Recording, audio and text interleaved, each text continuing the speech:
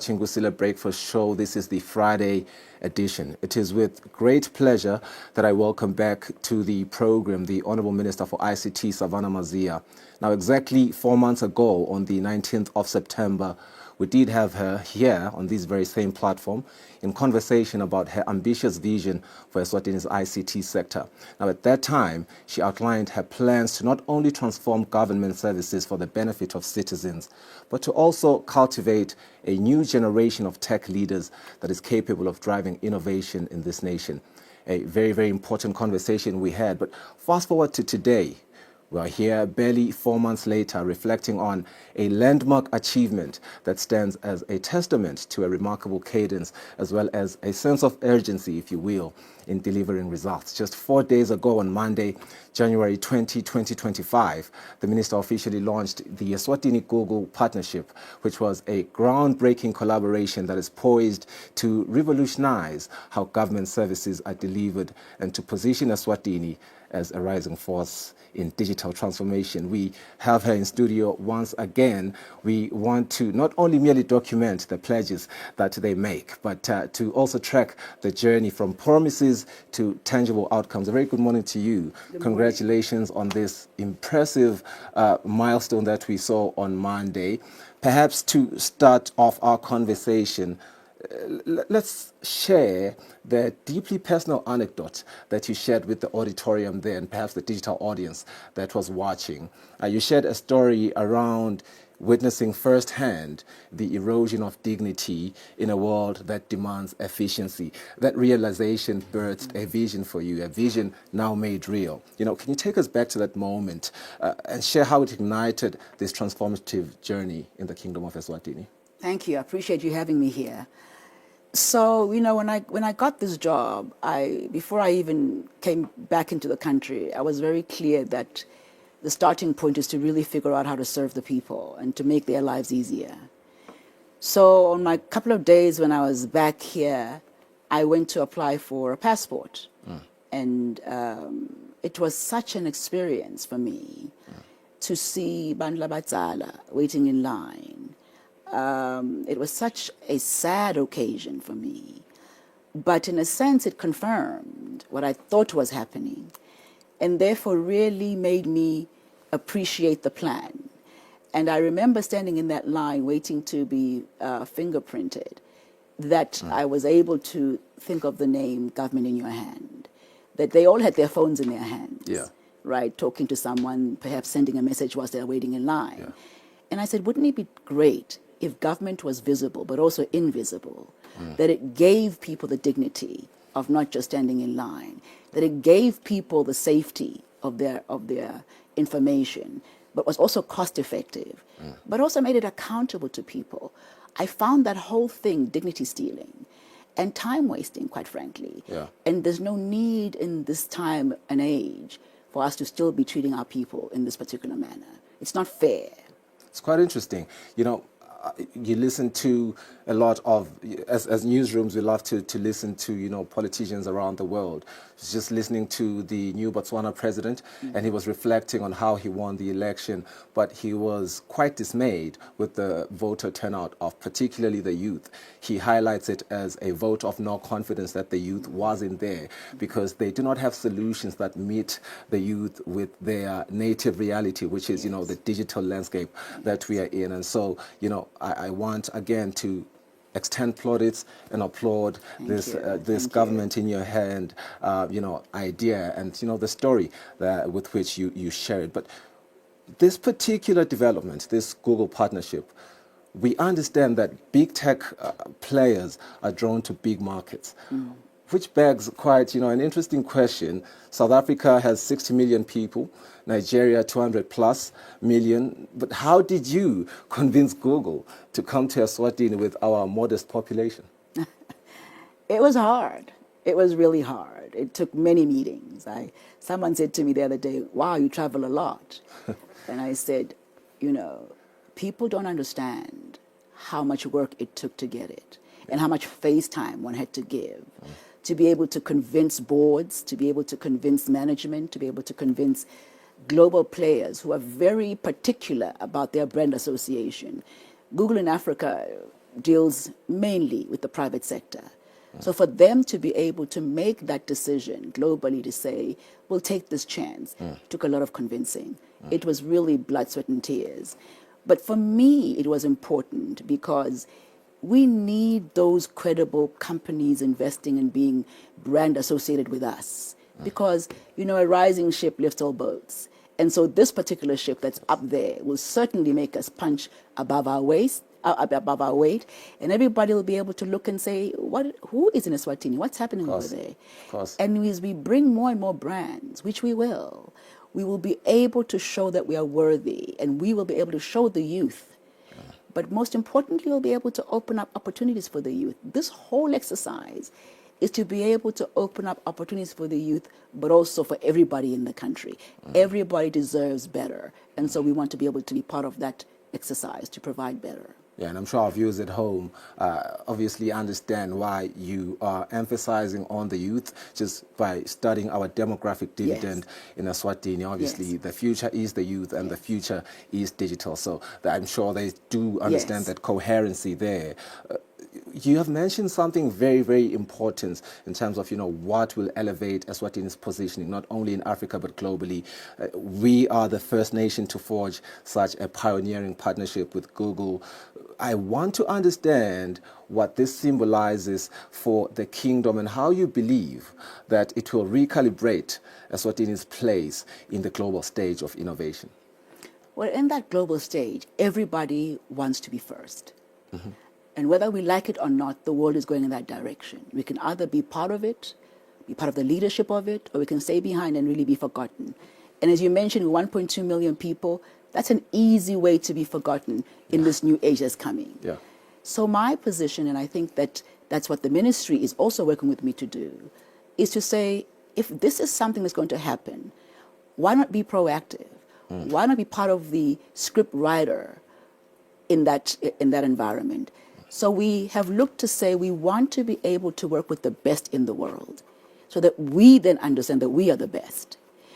We also want to work with people who have done things before. You know, sometimes I find that we come with investors that are just chancing, taking stories and looking more for tenders and really coming to work and bring us up. So we want to work with the best in the world who would show us the mistakes that they've made so that we can learn from them and we get to where we need to get to faster. Because we also don't want to have fatigue and things don't happen and people are still waiting and waiting and waiting. If you say something, do it. Be impeccable with your word. Respect people with your word. So people like Google and others that we're going to bring on board allow us the opportunity to be able to have that experience, that exposure, and really get all the benefit that this relationship brings. I mean, one of the most important benefits will be we're going to give free education on Google classes, right? We're going to have a Google Academy. It's impressive. Right? And so what that's going to do is Swazi children will be able, and everybody else, by the way, to attend these classes free of charge so that they can participate in the world of AI, of cybersecurity, of large language models, cloud, all of that free of charge. This will minimize the cybersecurity issues that we're dealing with right now, but also will give everybody a tool to have to participate in the future.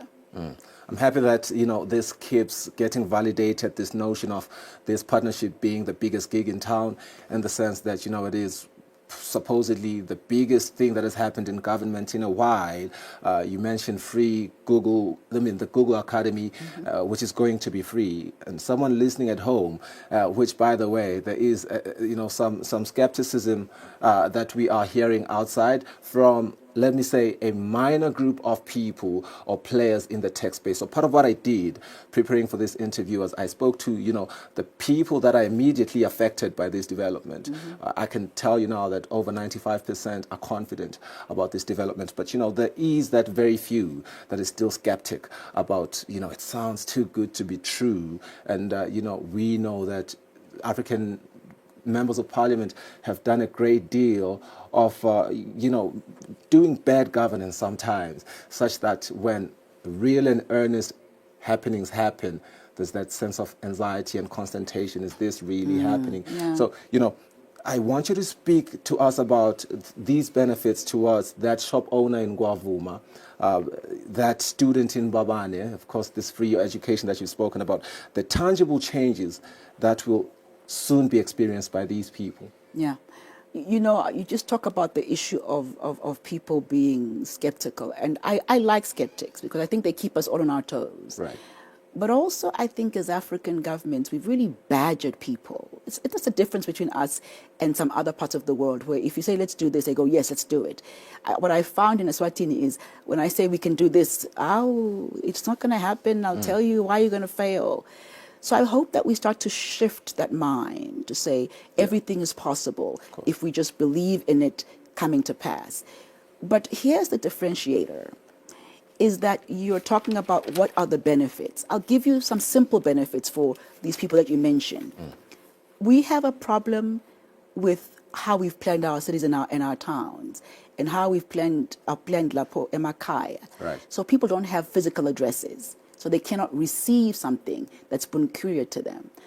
Part of the success of this is we'll be one of the few countries in the world that has digital addresses. So that you can have your own digital address that you just give someone and they can right into your backyard, right? And things can be delivered e-commerce wise. All of a sudden our e-commerce business starts to grow. Right? And those that are going to open businesses by taking classes and having certification, all of a sudden have access to the entire world, not just 1.2 million people. Right. So what we're doing is we're removing all the strangleholds that make everybody think the only solution is government. To give our future to the world, but also the world to us for the future. The second thing that I think that's really critical is understanding that there's been some complaints about how will Google be able to make this happen when there is a very weak network. Well, we're strengthening the network. We're working with EPTC and EEC to make a big network, to extend the capacity of the network and to cover every single corner of this country. In the next 24 months, every single corner of this country will have fiber optic. And people will say it's not going to happen. I guarantee you, it's going to happen. And all of a sudden, if we've got data centers, we've got the capacity. We've got investors, we've got the capacity. If we've got robotics, we've got the capacity. We will put in more capacity than we need so that for the future, we are prepared. And then we talk about capacity building. If we want to be able to have anyone working, whether in Eswatini or wherever else that they want to work, we must have capacity. And even if you're never going to work in the area of ICT, the future demands that you have the skills in this area. And that's why we're offering the free education. The other thing that's really important to appreciate is more than 50% of the careers that we have today, as you and I are talking, will not be here in 10 years' time. And unfortunately, we are still training and educating our children for past careers, and we're guaranteeing that they'll have no future. So what we're doing as the ministry is saying, let's give you these free courses. Take them, pass, have something, some tool for you to be able to manage in the future. And that's important. I mean, one of the other things that Google's going to open is we have a lot of children here, or other people, I should not just only focus on the youth, who do content, right, but don't get paid for it. And yet there's big money in content creation. You and I know this. And so Google owns YouTube. All of a sudden we open up and unlock that opportunity. They're able to participate, but also get paid. And so we keep removing people from depending on the regular traditional jobs. We remove people from depending on government for resources. We make them the people who have their own fate in their own hands. As a form of, empirical evidence, even if it's only spoken right now and there are no visuals, to what you're saying about, content creation and the value and the potential that it has. I do have a very, very close mutual friend who quit school and focused on YouTube, and I can tell you right now, he is considered a millionaire. You look at his house, you look at some of the assets that he has accumulated just from YouTube content creation right here in South Africa, not even so far away. Just right here in South Africa. Very important. You've spoken on the unmined gold field for Eswatini, which is e-commerce. Big conversation also happening under the Ministry of Commerce, Industry and Trade on that front. So I understand the collaborative work that you guys need to do there. But, you know, the World Economic Forum is underway right now. I was just watching yesterday 𝐿 the Secretary General of the AFCFTA Secretariat. It was 2018 when President Cyril Ramaphosa announced the AFCFTA.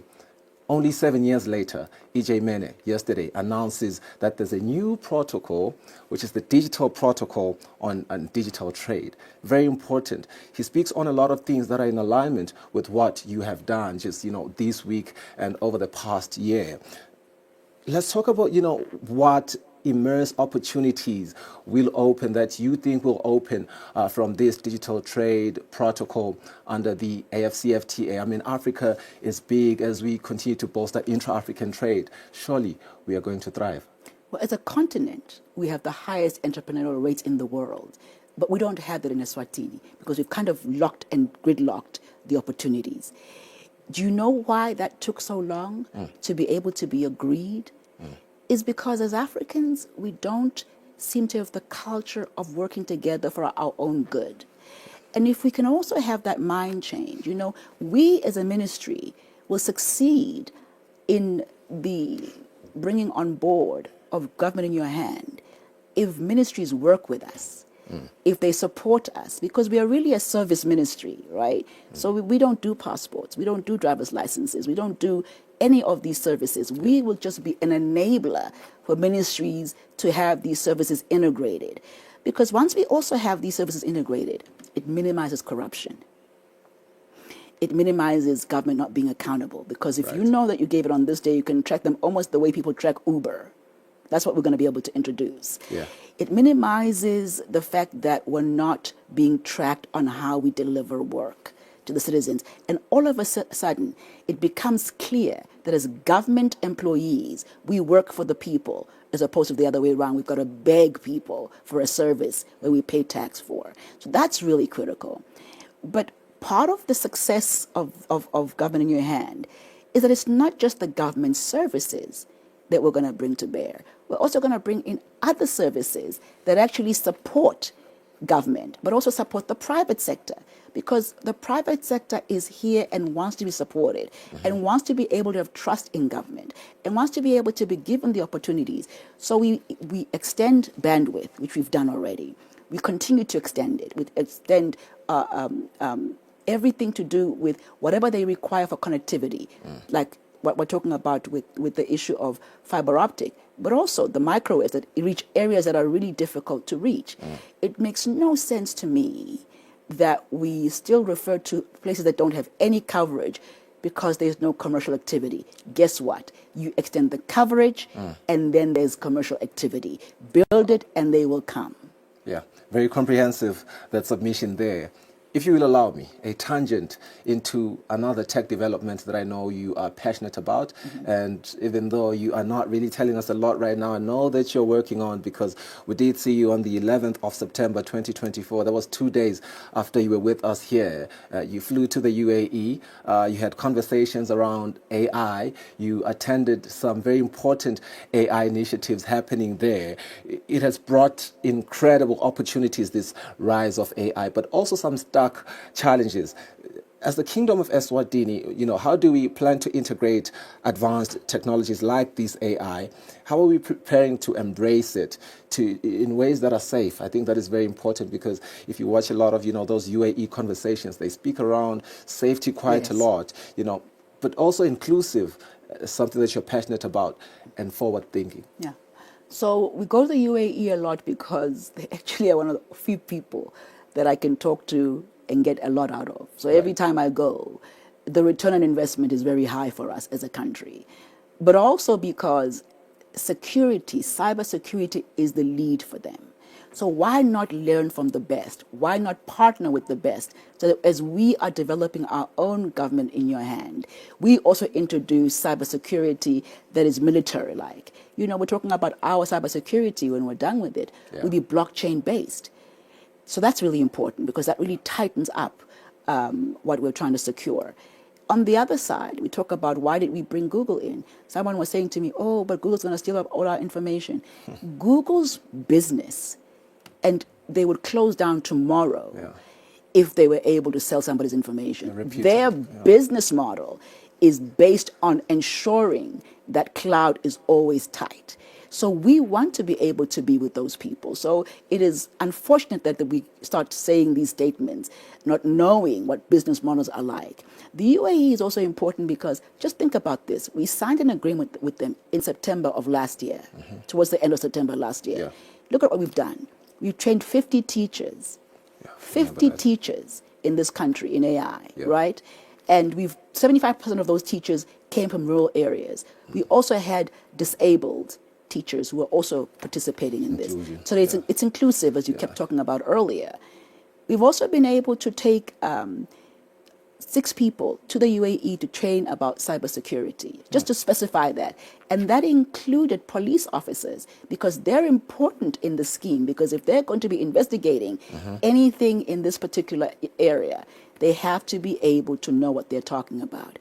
But what we must appreciate in Eswatini is cybersecurity will always be a problem, because there are people who have it as a job to steal from others. So it's a continuum, it's not a destination. We have to continuously train, continuously get to know what they're doing, because they're getting better and better at what they're doing.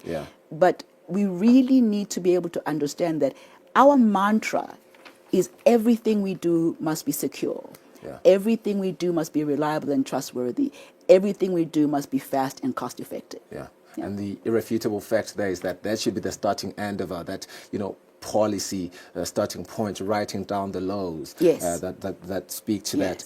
And I'm happy that you speak to that, because if the last 2 decades have taught us anything, it is that, agility and resilience are twin pillars of sustainable growth. And I want to speak about policy. We did have part of the panelists on Monday, Jose Rego, who is a very, very avid tech leader, speaking on, some of the archaic policies that continue to exist and therefore impeding some of the developments they want to forge into the ICT space.